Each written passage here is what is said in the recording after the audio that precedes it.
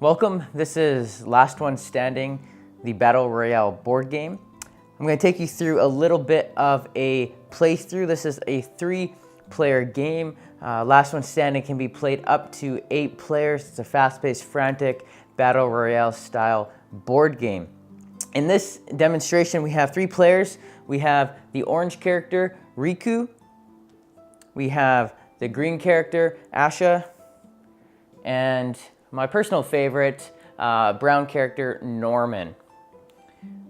So I've set up the game board here for a 3 to 5 player round. This is the size of a 3 to 5 player map. If you have more than 5 players, the map gets quite a bit bigger. Over here you'll see the game mat itself. The game mat kind of has your key information, and I just want to remind you that this is a prototype of the prototype. So it's not even the final prototype version. So all artwork is not finalized. You'll notice that all the art cards or item cards do not actually have artwork on them, and so everything's still in prototype of the prototype stage actually for game components and artwork.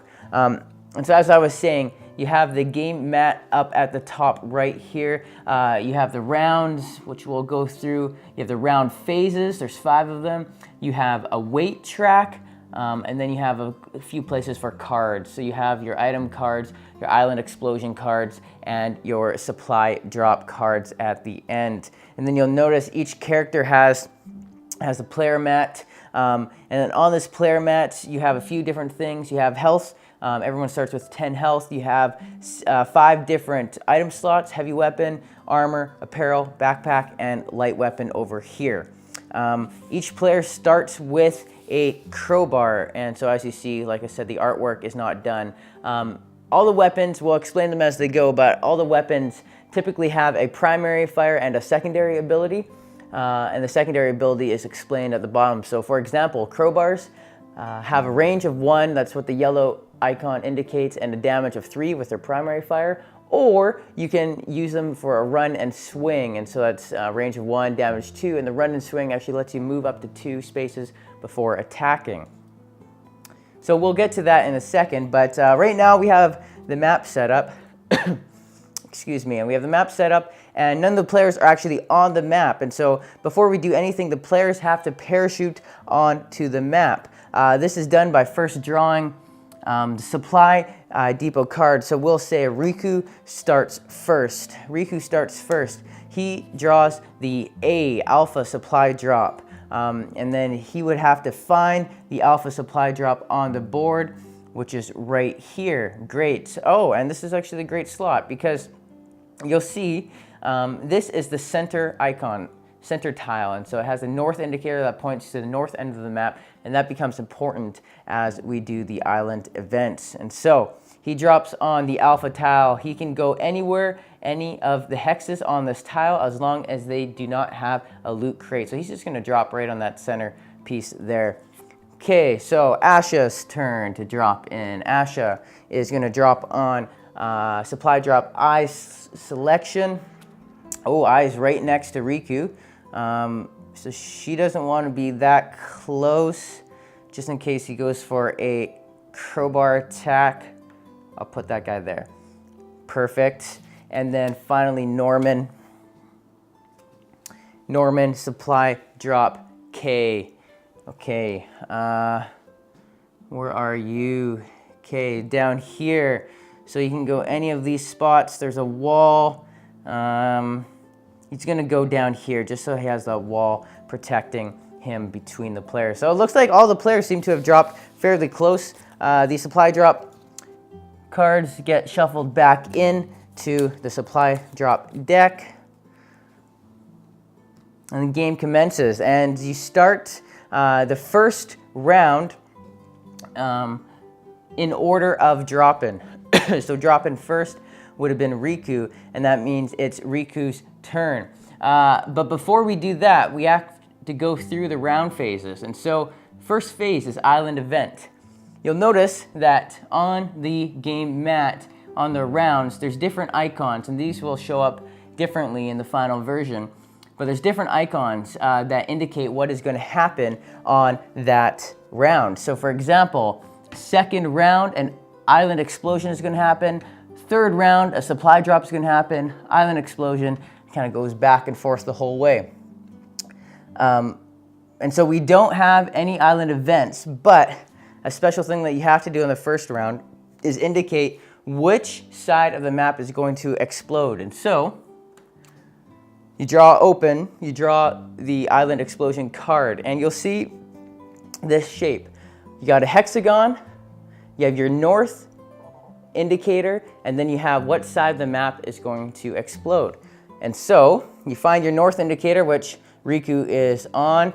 You draw a line north, and now you can see which side of the map is indicated. So for example, this one is on the bottom left side. So it's these three icons. You place the island explosion icons next to it. And so when we enter into round 2 over here on the game mat, all 3 of these tiles are going to be removed from the game, including any loot crates that are on them. And if a player happens to be on one of these 3 tiles, they are eliminated from the game, just like that. Okay, so that's the island event. We're going to get right into action phase number 1. And so Riku's action phase. Riku has a couple different choices that he can do. He can either attack, he can move, or he can use an item. In this case, Riku actually doesn't have any items besides his weapon, but he's not going to attack. He's going to choose to move away from these people. When you're moving, you can move up to 5 tiles. So 1, 2, 3, 4, 5, something like that. 1, 2, 3, 4, 5. A few notes. Moving through a forest here is difficult terrain. 1, 2, 3. That costs 2 movements. So it'd be 1, 2, 3, 4, 5. You could do that potentially. If you land on a loot crate, that's when you loot. And so, a few other important things. You can't land in water unless you have a certain card. You can't climb over a wall, and you can't actually shoot through walls either. There's also these towers on the map, and towers give you additional range and additional line of sight. And so Riku's going to go 1, 2, 3, 4, go into this forest spot up at the top, and he's going to draw the loot crate. And so it indicates 3 items. Great. So Riku is going to draw top 3 from the loot deck. 1, 2, 3. All right, interesting. What does he have? Riku has 3 items. The first is a ghillie suit. Ghillie suit says place face up on the apparel slot to equip. You are always hard to hit. Well, that's interesting. And I guess while we're talking about it, hard to hit is a special feature of the game that while you are either in a forest or you have a ghillie suit equipped, if a player is shooting you with a ranged weapon, they have to roll a 3 or higher to successfully hit you. Okay, so he got a ghillie suit. Great. Oh, he got a scuba suit too. All these apparels. Apparel suit says you can now cross water as difficult terrain.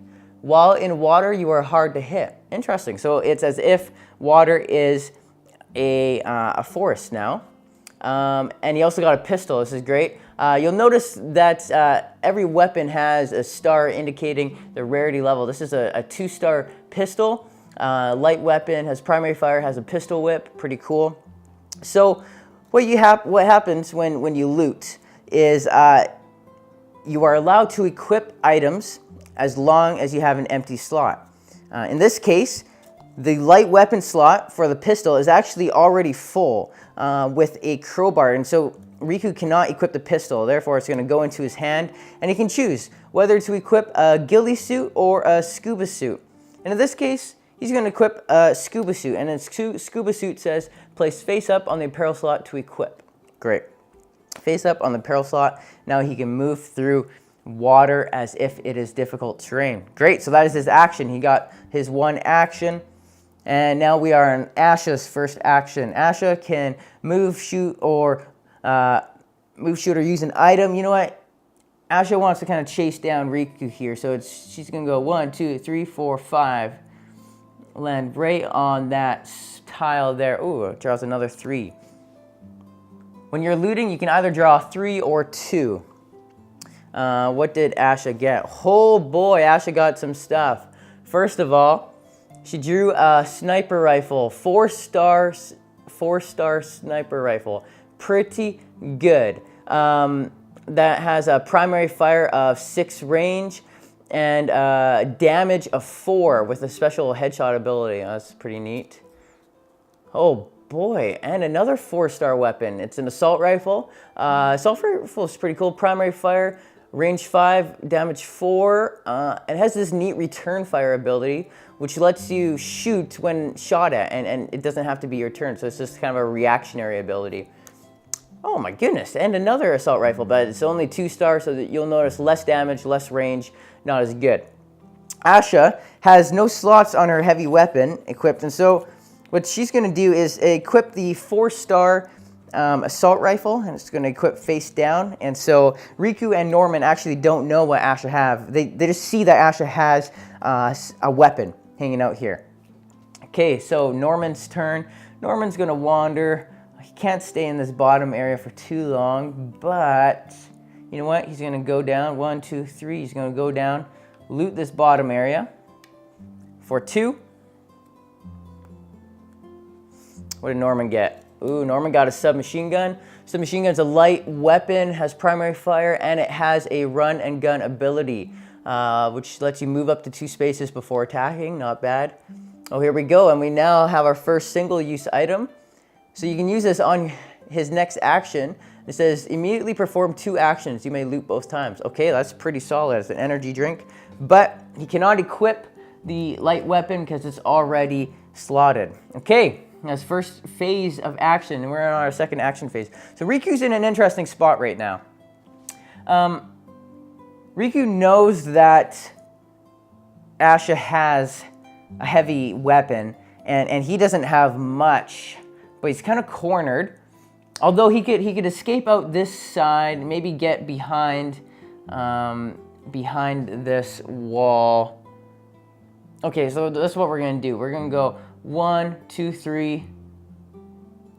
You know what? We're gonna land in this difficult terrain for 2 weapons. What is Riku gonna draw? Okay, Riku draws a assault rifle, just a 2-star assault rifle, pretty good. And Riku also draws a first aid kit. Great, single-use item, heal 3 health. That's not bad. Okay, so you know he's gonna equip the assault rifle right away because there's an empty slot. And then it's Asha's turn. Asha, looks like Asha can attack Riku. And so in this game, you'll sometimes encounter line of sight issues. And how you determine line of sight is you draw a straight line from the center of the tile you are on to the opposing, to the enemy you want to target. And if you can see half or more of their tile, then they are, you can see them, you can attack them. But for example, if Riku was here, there's a wall in the way, couldn't shoot. Riku's here though. And so Asha is gonna use, I guess she can only use her assault rifle. It's a 4-star. She's gonna use the primary fire, 5 range. So she's 1, 2, 3, 3 range away, good for that, and does 4 damage. But before actually dealing the 4 damage, Asha has to roll a hard to hit attack. And so, let me just grab a die here. Asha needs to roll a 3 or higher. Oh no, it's a miss. So the shot misses. But, you know, Asha attacked, and so Riku actually was shot at, and he also has an assault rifle, but remember the assault rifle is primary fire, or the secondary fire is return. So use when shot at, must be within range. Asha is 3 spaces away, good. You flip face up, and it does 1 damage. So when you flip it face up, that is as if you are using the weapon, and you cannot use any weapons that are flipped face up. They have to be reloaded. So 3 range, ends up hitting Asha for the first damage of the game. Look at that. Okay, that was a good round. Norman sitting down here, not much to do. He's actually gonna use an energy drink. So it's 2, he can do 2 move spaces. He's gonna pick up a couple loot crates here. I'm gonna pick up this loot crate. 1, 2, and then he's gonna go 1, 2, 3, 4, 5. Make sure he's out of the range of the island blast. So that's 3, 4, 5 cards. 1, 2, 3, 4, 5. Oh man, this is a lot of loot. All right, first aid kit, not bad. Crappy submachine gun. We got a big backpack. This is great. Big backpacks are actually, this is key. So when you have cards in your hand, you're actually limited to only 5 cards in your hand, unless you have a big backpack or a small backpack. And so for example, the big one lets you carry 10 cards in your hand now. So that's great. We got a stun grenade, which is pretty cool. Oh, we also got a small backpack. We got a little bit of everything here. So this is what Riku's gonna do. Riku's gonna equip the big backpack, and you equip it face up. Boom. Okay, so face up, big backpack. So now, sorry, that was Norman. Norman can carry 10 items. Great, so that was the second action phase. Move on to the reload, rearrange phase. This is when everyone reloads any weapons that they have used. And then you have the opportunity of switching out items you have with items that you have in your hand. And this is done secretly. So you have crowbar, you know, we're gonna take out the crowbar, we're gonna put the pistol. This is done secretly, and how you do it is you put all of the cards that you're gonna equip in one pile, and all the cards that are gonna be in your hand in another pile. And every person does the same thing. You know, we got Asha, she's gonna keep similar to what she has. Norman up here. Norman's actually gonna equip this submachine gun, so he's got a weapon instead of using that crowbar. You can keep the big backpack on. And so you would put them in 2 different piles, and then once everyone has their piles, then you'd be like, okay, now you equip. You equip the cards that you have in your hand. And so this is all done in secret. Your items always remain face down if they haven't been used. I'm just gonna equip that. Great. Oh, and that.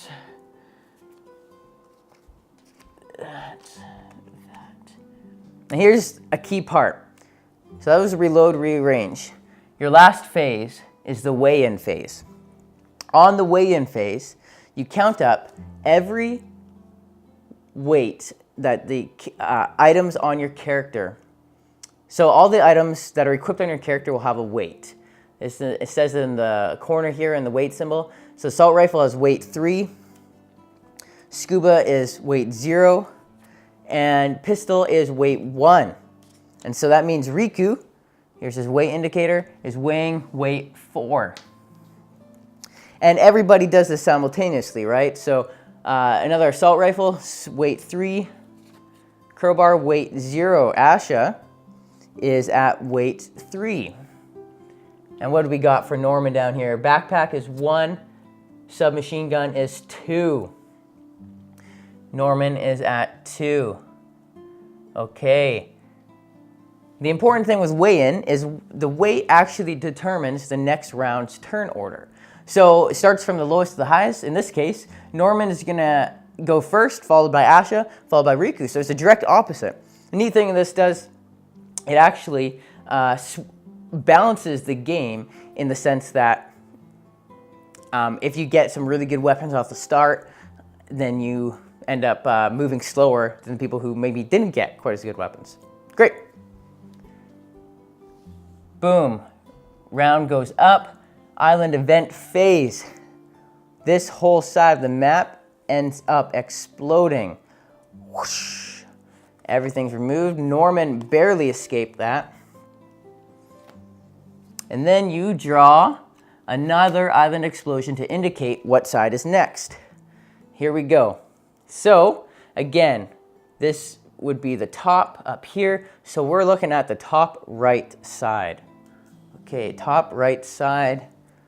And that looks dangerously close to Norman and Asha. Okay, well, what are they gonna do? All right. So we have Norman's go.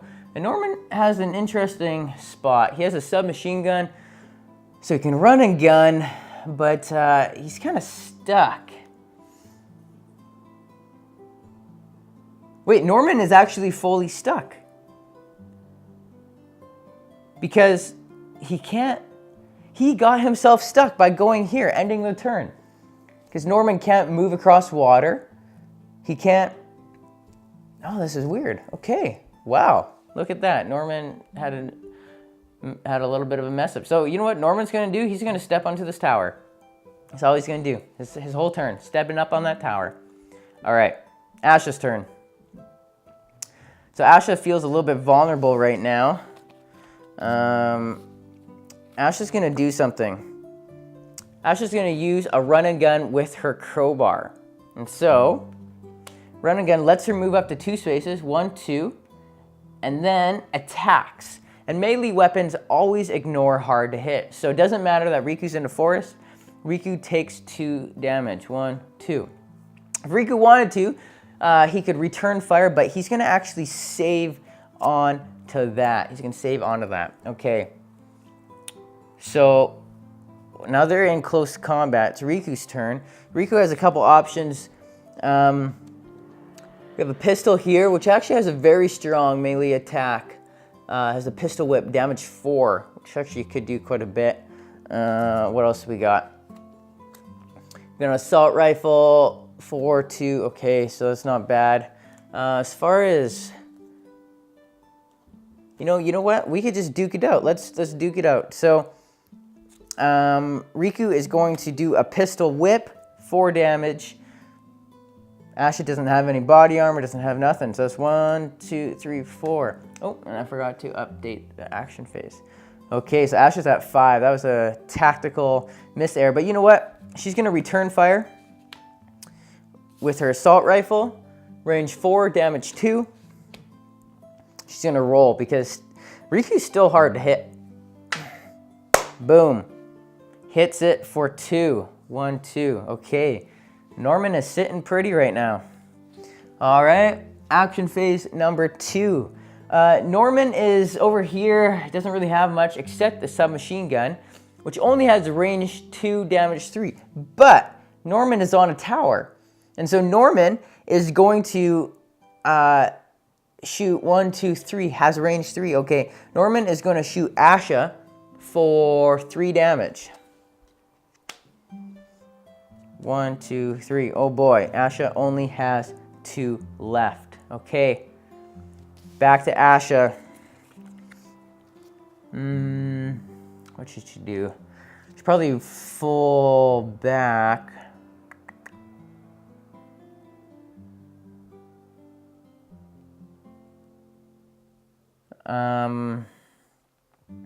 Okay, let's go 1, 2, 3, 4. Let's fall all the way back here. 2. Maybe she can get a med kit. Oh, you know what? Not a med kit, but full body armor. This is a great card. It says place face down on armor slot to equip. You may turn over when attacked to ignore 2 damage. Can be used once per round. Okay, that's great. That's gonna come in handy. Full body armor equipped. Oh, and she also got climbing gear. Place face up on a parallel slot to equip. You can now cross walls as difficult terrain. While on a wall, you gain +1 range. Cool. I'm gonna equip that as well. 0 weight. That's pretty good. Okay, Riku. Just gonna do a little tactical move here. Just use a first aid kit. Discard that. Gain 3 health. 1, 2, 3. Boom. Reload, rearrange. Just flip it over. Flip over all the weapons. Oh, I guess that doesn't flip over. And then again, you would take your time swapping out, doing the weigh-in. And the only, I think, swap out that's gonna happen is Asha's gonna equip her sniper rifle, which does its weight 4, so that's actually pretty heavy. So Riku's still at 4 weight. Asha with the full body armor, which weighs 2. Crowbar still weighs 0, and sniper rifle weighs 4. So Asha's going to be actually at 6 weight. And Norman is just still stuck there. Okay. So the weigh-in now island event. This is the supply drop. So you draw the supply drop. If you draw a supply drop that has already exploded, just keep on drawing until you find one. This is supply drop C, okay? So supply drop Charlie, you take one of the supply drop loot crates, and they tend to be higher loot crates, 4 or 5. Place it right there, okay. So that's there. All right, action phase. Norman can't do much. He's gonna shoot at Riku. This is unfortunate. I've never seen this happen before. So Norman's gonna shoot Riku. 4 deals hits, and that is for 3 damage. 1, 2, 3. Okay. So it's not Ash's turn, it's actually Riku's turn. Riku has got the pistol. 1, 2. Okay. 1, 2, 3, 4, 5. I don't think Riku wants to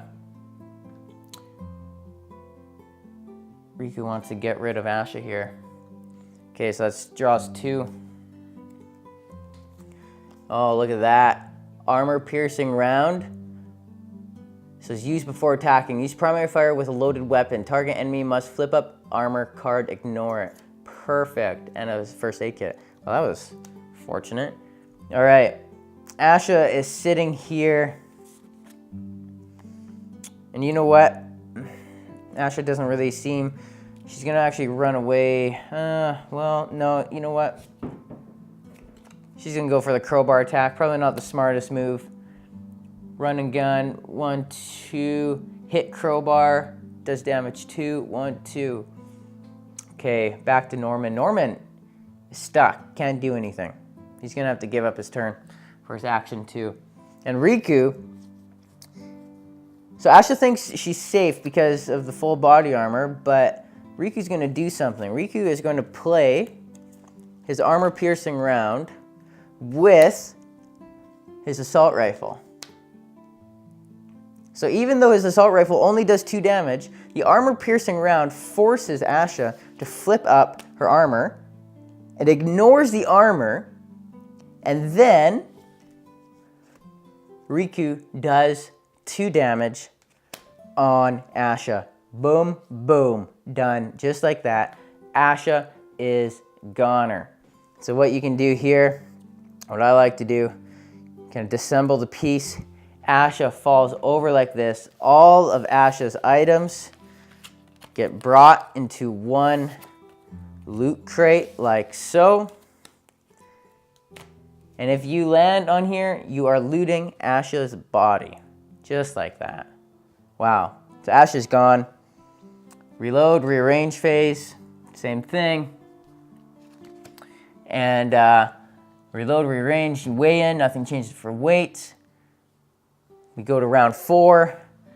This whole section of the map explodes. Oh, sorry there, guys. This map explodes. Boom, boom. Riku again barely got away from that.